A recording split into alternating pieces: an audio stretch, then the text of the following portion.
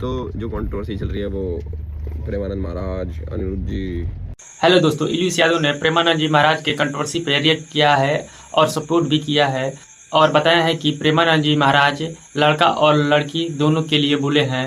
और क्या कुछ बोले हैं इलियास यादव प्रेमानंद जी महाराज के बारे में, चलिए उनके ब्लॉग का छोटा सा क्लिप आपको दिखाते हैं, आप खुद ही समझ जाएंगे दोस्तों। तो जो कंट्रोवर्सी चल रही है वो प्रेमानंद महाराज, अनिरुद्ध जी, बहुत मतलब कई लोगों ने कुछ कुछ बोल दिया, उधर से उसकी बहन ने कुछ बोल दिया, अब लोग उसकी बहनों को कुछ कह रहे हैं, उनको कुछ ऐसा कुछ चल रहा है। भाई हमारी ओपिनियन तो ये है। बाकी प्रेमानंद महाराज ने वो सब कह रहे हैं कि भाई लड़का लड़की दोनों के लिए बोला था, तो मेरे हिसाब से वो चीज़ भी देखनी चाहिए थी कि दोनों के लिए बोला है तो एक साइड का पक्ष क्यों रखना।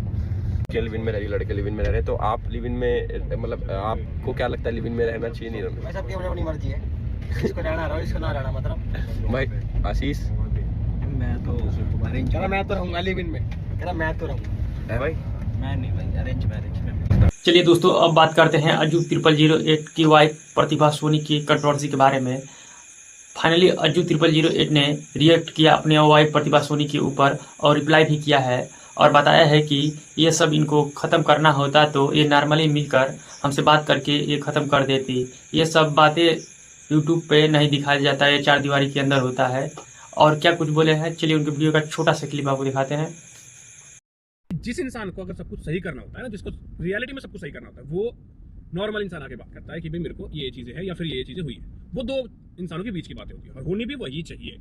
आपको लगता है कि पब्लिकली आप आके बोलोगे तो नहीं। जिस इंसान को अगर घर बसाना होता है ना, वो इंसान यूट्यूब पर आके ये सारी चीजें करके नहीं करता, क्योंकि ये बातें सिर्फ चार दीवार के भीतर होती है, या आपकी फैमिली मेरी फैमिली बैठ के। ऑडियंस को आप दिखा रहे हो कि भाई मैं तो सब सही करना चाहता हूँ, बट सब सही करने वाला इंसान यूट्यूब पे नहीं करता। और सबको पता होता है कि यूट्यूब पे भाई सब सही नहीं होता, और ना आज होगा ना काल होगा। अगली चीज, आप लोगों को मैनिपुलेट करके ये चीज दिखा रहे हो कि भाई मैं तो बहुत ही दूध की धुली हूँ। आप मेरी जगह आके खड़े होकर देखो कि जिस लेवल तक नीचे गिर रहा था गिर दिया, यूट्यूब पे आगे बदनामी कर दी, फैमिली की कर दी, मेरी कर दी, सब कुछ कर दी। अब आप वो इंसान सोच रहा है कि मैं दब के, मतलब एक छोटी सी इंसान होता है कि आप सोच रहे हो कि दब के मैं सारी चीजें ठीक करूंगा, मैं जिंदगी में नहीं कर पाऊंगा। रीजन और भी थे इसके पीछे की जो कहानी है, मैं वो आपको धीरे धीरे बता दूंगा, ठीक है?